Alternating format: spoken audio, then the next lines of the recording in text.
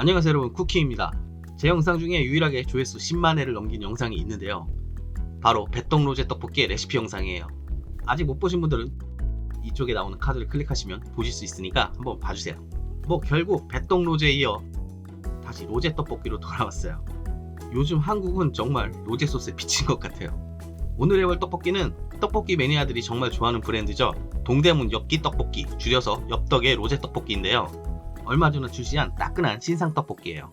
엽기 떡볶이는 아주 매운맛이 특징인 떡볶이 브랜드죠. 이 로제 떡볶이는 착한 맛과 오리지널 맛 두 가지로 주문할 수 있었는데요, 착한 맛은 매운맛이 좀 덜한 편이고, 오리지널 맛은 엽떡의 매운맛이 그대로 들어간 매운맛이라고 합니다. 근데 저는 아시다시피 맵찔이에요. 그래도 분석을 해야 레시피를 만들 수 있으니 착한 맛을 직접 사먹고 분석을 마쳤습니다.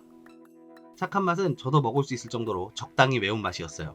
지난 배떡 로제 떡볶이 같은 경우는 토마토 소스를 이용한 로제 소스로 사실 파스타 소스에 가까운 로제 소스였는데요, 이번 엽떡을 먹어보니 배떡과는 완전히 다른 종류의 소스였습니다. 근데 무슨 놈의 떡볶이가 16,000원이라는지 해준다던 할인은 하나도 없고. 없었어요? 아니 없어요. 있었는데. 아니 없어요 그냥.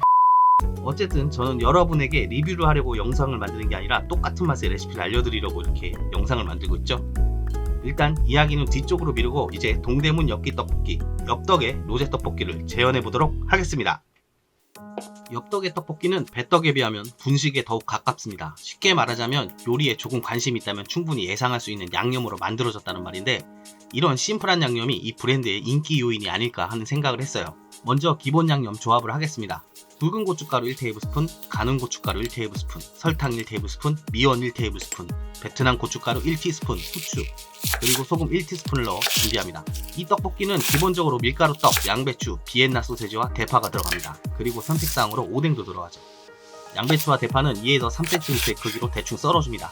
이 두 가지 재료는 익으면서 흐물거리기 때문에 너무 작게 썰지 않는 것이 좋아요. 저는 떡과 오뎅이 함께 들어가 있는 반반이라는 메뉴를 준비했습니다. 실제로 이게 인기가 좋다고 하더라고요.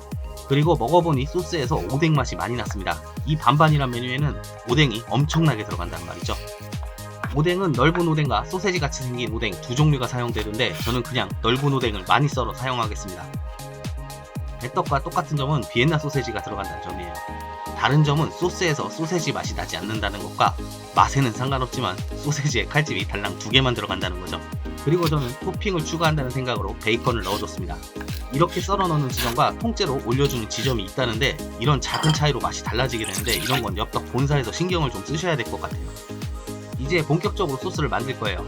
이제부터 정말 쉽지만 잘 들으셔야 합니다.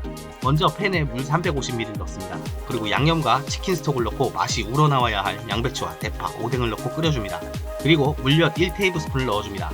치킨 스톡은 가지고 계신 큐브형 스톡이나 액상형 치킨 스톡 기준으로 1인분 분량이에요. 패키지에 써있는 문구를 확인하세요.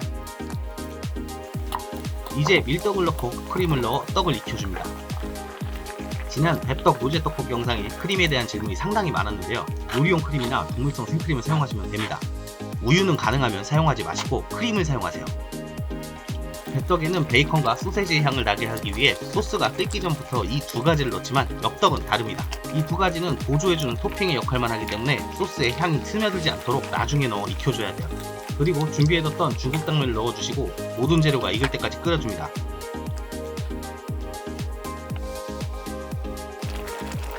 조리하다 보시면 이렇게 떡이 조금 커지는데, 이러면 떡이 익은 상태인 겁니다.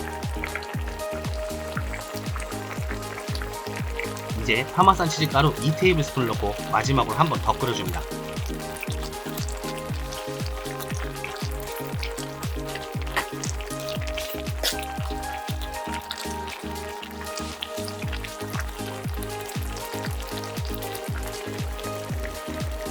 치즈가루가 녹으면서 소스가 식을수록 꾸덕한 점성이 생길 겁니다.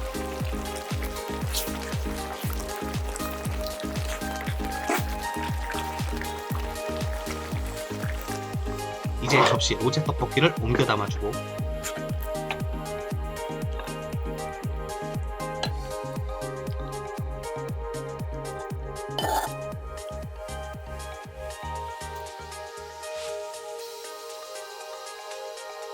전자레인지에서 녹인 피자 치즈를 둘러서 올려주면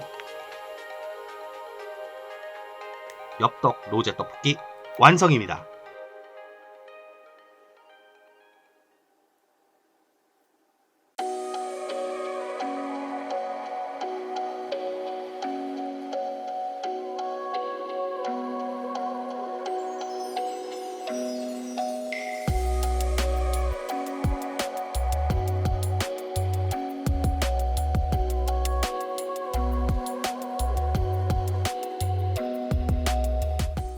일단 이 엽떡 로제 떡볶이의 가격에 대해서 말하지 않을 수가 없는데요.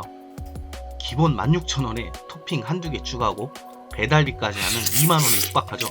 물론 양 자체가 다른 브랜드 떡볶이에 비해서 압도적으로 많습니다.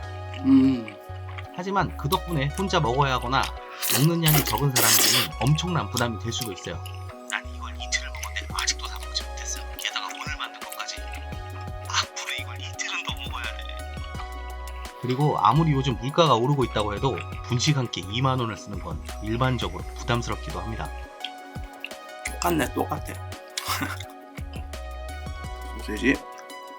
그리고 방구석 유튜버가 건방지게 이런 말 하기엔 좀 주제넘지만 일단 저도 소비자의 한 사람으로서 말씀드리자면 각 지점마다 할인해주는 방법이나 레시피가 조금씩 다르다는데 이건 정말 프랜차이즈 본사에서 브랜드 명예를 위해서라도 좀 더 신경 쓰셔야 할 문제라고 생각합니다.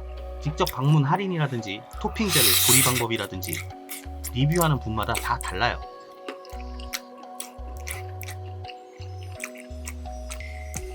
엽떡의 로제 소스와 배떡의 로제의 다른 점은 당연히 소스죠.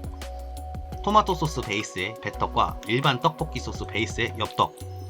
특히 이 엽떡 로제 떡볶이는 맛을 재현하는 방법이 더 쉽고 익숙한 떡볶이의 맛이기 때문에 로제 떡볶이의 경험이 없으신 분들도 훨씬 쉽게 접근할 수 있을 거라고 생각해요.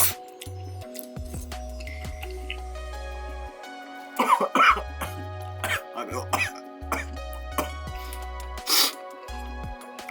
확실히 제가 맵찔이라 그런지 이렇게 조금 매운 건데도 벌써 코에 땀이 나고 기침이 나고 그러네요.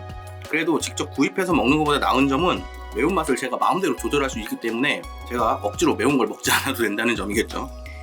물론 더 매운 걸 좋아하시는 분들은 베트남 고춧가루를 더 집어넣으셔서 더 맵게 드시면 됩니다. 자기 취향대로 다 조절할 수 있어요. 그리고 설탕이나 여러가지 조미료를 조절을 하셔갖고 본인 취향대로 드실 수 있다는 게 굉장히 큰 장점이겠죠. 그리고 결정적으로 엽떡은 양이 너무 많아요. 이 레시피로 엽떡 로제 떡볶이를 드셔보시고 궁금한 부분은 댓글을 달아주시면 감사하겠습니다. 그리고 제가 여러분 대신 요리했으면 하는 음식이 있다면 댓글을 달아주세요. 오늘 영상이 마음에 드셨다면 구독과 좋아요 버튼을 눌러주시고 여러분의 친구와 SNS에 공유해주세요. 감사합니다. 쿠킴이었습니다. 쿨피쉬도 먹어야 되겠다.